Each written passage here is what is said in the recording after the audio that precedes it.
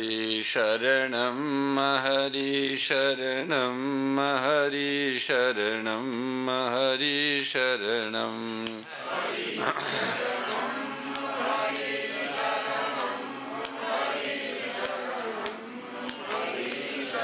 हरि शरणं हरि शरणं हरि शरणं हरि शरणं हरि शरणं हरि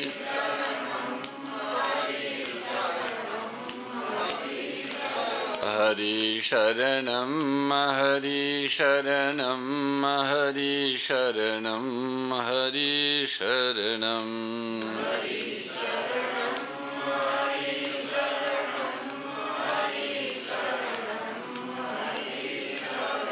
गोपाल कृष्ण लाल की आदि शक्ति श्री सुरभि गो माता की सद्गुरु दत्तात्रेय देव की गीता माता की सत्य सनातन धर्म की। हे मेरे नाथ आप अपनी सुधामयी सर्वसमर्थ पतित पावनी अहेतु की कृपा से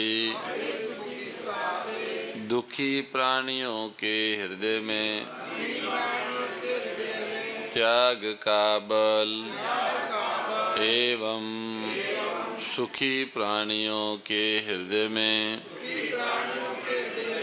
गो सेवा का बल प्रदान करें, जिससे वे सुख दुख के बंधन से मुक्त हो आपके पवित्र प्रेम का आस्वादन कर कृत्य हो जाएं। ओम आनंद, ओम परमानंद, ओम सच्चिदानंद। नारायण नारायण नारायण नारायण नारायण नारायण नारायण। सर्वेश्वर सच्चिदानंद घन परम पिता परमात्मा की अहेतु की कृपा से आप हम सभी को गोधाम महातीर्थ पथमड़ा के आनंद वन परिसर में शस्त्रों गौओं के मध्य में श्रीमद् भगवद गीता के भावों का श्रवण पठन एवं मनन करने का परम सौभाग्य प्राप्त हो रहा है। भगवान की इच्छा से और भगवती गोमाता की प्रेरणा से गत दिनों में हमने श्रीमद् भगवद गीता के दूसरे अध्याय के 11वें श्लोक से प्रारंभ होकर तीसरे अध्याय के समापन तक गीता के भावों का अध्ययन मनन पठन किया। श्रीमद् भगवद गीता के 18 अध्याय हैं, इसमें 700 श्लोक है। प्रत्येक अध्याय का अलग अलग नाम है। पहला अध्याय विषाद योगो, उसमें वैराग्य उत्पन्न होता है तो विषाद योगो नाम है। वैराग्य को विषाद भी कहते हैं। एक विषाद ऐसा भी होता है जो वैराग्य का जनक होता है। दूसरा अध्याय सांख्य योग है, उसमें समता भगवान ने बताई है। फिर तीसरा कर्म योग और ये चौथा कर्म संन्यास योग नाम का अध्याय प्रारंभ हो रहा है। अध्याय प्रारंभ होने से पहले अध्याय के अवतरण का, आगे वाले भाव कहने का कारण क्या है, उसका दर्शन कराते हुए श्रीमद् भगवद गीता के व्याख्याकार लिखते हैं, श्री भगवान ने दूसरे अध्याय के 39वें श्लोक में अर्जुन से कहा कि ज्ञान योग में अपने विवेक के अनुसार विचार पूर्वक चलने से जिस समबुद्धि की प्राप्ति होती है उसी को तुम कर्म योग के विषय में सुन। कर्म योग में निष्काम भाव पूर्वक परहितार्थ कर्तव्य कर्म करने से यह समबुद्धि कैसे प्राप्त होती है, इसे सुनो। ऐसा ते अभिहिता सांख्य बुद्धि योगे त्विमा शरणो। फिर कर्मयोग का वर्णन करते हुए प्रसंगानुसार अर्जुन के प्रश्न करने पर स्थित प्रज्ञ के लक्षण बताकर अध्याय का विषय समाप्त किया। दूसरे अध्याय का तीसरे अध्याय के आरंभ में अर्जुन ने प्रश्न किया कि आपके मत में जब बुद्धि श्रेष्ठ है तो फिर आप मुझे घोर कर्म में क्यों लगाते हैं। इसके उत्तर में भगवान ने चौथे श्लोक से 29वें श्लोक तक विविध प्रकार के कर्तव्य कर्म करने की आवश्यकता का प्रतिपादन करते हुए यह सिद्ध किया कि कर्तव्य कर्म करने से ही समबुद्धि की प्राप्ति होती है। फिर 30वें श्लोक में भगवत निष्ठा के अनुसार कर्तव्य कर्म करने की विशेष विधि बताई। मेरे संपूर्ण कर्मों को मेरे अर्पण करके तथा निष्काम निर्मम और निसंताप होकर शास्त्र विहित कर्तव्य कर्मों को करना चाहिए।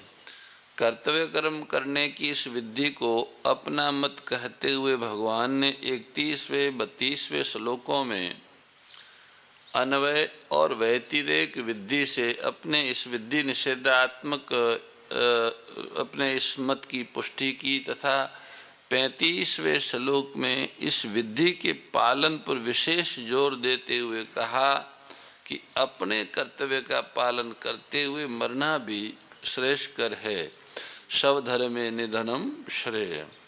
इस पर अर्जुन ने 37वें श्लोक में प्रश्न किया कि मनुष्य न चाहते हुए भी किससे प्रेरित होकर पाप कर्म कर बैठता है।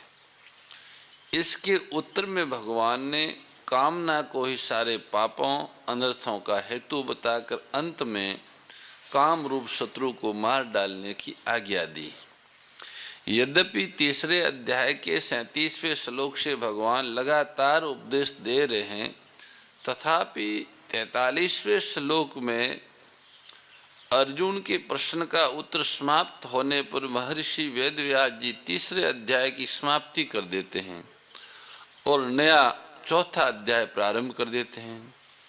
इससे ऐसा मालूम देता है कि अर्जुन के प्रश्न का उत्तर समाप्त होने पर भगवान कुछ समय के लिए रुक जाते हैं। फिर दूसरे अध्याय के 47वें 48वें श्लोक से जिस कर्म योग का विषय चला था उसी को चौथे अध्याय के पहले श्लोक में इमम पद से पुनः आरंभ करते हैं। अतः चौथा अध्याय तीसरे अध्याय का ही परिशिष्ट माना जाता है। कर्मयोग में दो बातें मुख्य है, कर्तव्य कर्मों का आचरण और कर्तव्य कर्मों के विषय में विशेष जानकारी। अर्जुन कर्मों का स्वरूप से त्याग करना चाहते हैं, इसलिए तीसरे अध्याय के आरंभ में भगवान से कहते हैं कि आप मुझे घोर कर्म में क्यों लगाते हैं।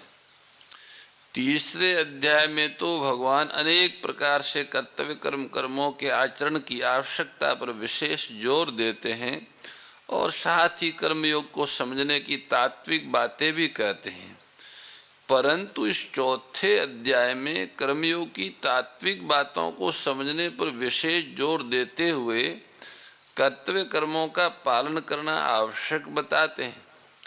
तीसरे और चौथे दोनों अध्यायों में दोनों बातें कही गई हैं, किंतु तीसरे अध्याय में कर्तव्य कर्म के आचरण की बात मुख्य है और चौथे अध्याय में कर्तव्य कर्म के विषय में समझ की बात मुख्य है। तते कर्म प्रवक्ष्यामि यज्ञात्वा मोक्षे अशुभात्। जो कर्म योग अनादि होते हुए भी इस भूमंडल पर जानने वाले विशेष पुरुष न रहने से बहुत काल से लुप्त प्राय हो गया था, उसी कर्मयोग का वर्णन पुनः आरंभ करते हुए भगवान पहले 3 श्लोकों में कर्मयोग की परंपरा बताकर उसकी अनादिता सिद्ध करते हैं। श्री भगवान उवाच। इमं विश्वते योगम प्रोक्त वाहनम अव्ययम। मैंने इस अविनाशी योग को सूर्य से कहा था, सूर्य ने अपने पुत्र मनु से कहा और मनु ने अपने पुत्र राजा इक्ष्वाकु से कहा। भगवान ने जिन सूर्य, मनु और इक्ष्वाकु राजाओं का उल्लेख किया वे सभी गृहस्थ थे और उन्होंने गृहस्था आश्रम में रहते हुए ही कर्मयोग के द्वारा परमात्म प्राप्ति की थी, ब्रह्म सिद्धि प्राप्त की थी। अतः यहाँ के एवं इस पदों का तात्पर्य है कि पूर्व प्रकरण के अनुसार तथा राज परंपरा के अनुसार कर्मयोग लेना ही ठीक है। यद्यपि पुराणों में और उपनिषदों में भी कर्मयोग का वर्णन आता है, तथापि गीता में वर्णित कर्मयोग के समान सांगोपांग विस्तृत नहीं है। गीता में भगवान ने विविध युक्तियों से कर्मयोग का सरल और सांगोपांग विवेचन किया है। कर्मयोग का इतना विशुद्ध वर्णन पुराणों और उपनिषदों में देखने में नहीं आता है। भगवान नित्य हैं, उनका अंश जीवात्मा भी नित्य हैं तथा भगवान के साथ जीव का संबंध भी नित्य है। अतः भगवत प्राप्ति के सभी मार्ग, योग मार्ग, ज्ञान मार्ग, भक्ति मार्ग भी नित्य है। गीता के 8वें अध्याय में भगवान ने शुक्ल और कृष्ण दोनों गतियों को भी नित्य बताया है। शुक्ल कृष्ण गति है ते जगत शाश्वते मते। परमात्मा के साथ जीव का स्वतः सिद्ध संबंध है। जय भगवत गीते हो मैया, जय भगवत गीते। हरिय कमल विहारिणी प्रभु हिय कमल विहारिणी सुंदर सुपुनीते। ओम जय भगवत गीते। कर्म सुमर्म प्रकाशिनी कामा शक्ति हरा। ओ मैया कामा शक्ति हरा। तत्व ज्ञान विकासिनी, तत्व ज्ञान विकासिनी विद्या ब्रह्म परा। ओम जय भगवत गीते। परम श्रद्धेय गौरीशी स्वामी श्री दत्त शरणानंद जी महाराज की प्रेरणा व मार्गदर्शन में विश्व के सबसे बड़े गौ सेवा संस्थान श्री गोधाम महातीर्थ पथमेड़ा द्वारा संरक्षित लाखों बीमार, विकलांग, वृद्ध एवं अशक्त गोवंश वेद लक्षणा गोमाता की सेवा के साथ साथ भारतीय गोवंश का संरक्षण, संपोषण, संवर्धन एवं उनसे प्राप्त पंचगव्यों का परिष्करण व विनियोग करना, घर घर गोपालन, गो अभ्यारण्य, घास चारा उत्पादन हेतु गोचर भूमि का विकास, गोपालन लोक संस्कृति के पुनर्जागरण हेतु वेद लक्षणा गो महिमा का प्रचार प्रसार करना तथा गोपालक किसानों के स्वावलंबन हेतु गो कृषि अन्न एवं गो दुग्धान का गुणवत्ता युक्त बाजार तैयार करना श्री गोधाम महातीर्थ का पावन उद्देश्य है। आप सभी दानदाता श्री गोधाम महातीर्थ पथमेड़ा द्वारा संचालित गो सेवा महाअभियान में बढ़ चढ़कर सहयोग कर लाखों बीमार, विकलांग, वृद्ध एवं अशक्त गोवंश के गोग्रास सेवा हेतु श्री गोधाम महातीर्थ पथमेड़ा लोक पुण्यार्थ न्यास के बैंक ऑफ बड़ौदा खाता संख्या 084901000238827 IFSC कोड BARB 0 ASHRAM शाखा आश्रम रोड अहमदाबाद में गोग्रास सेवा निमित्त जमा कर सकते हैं।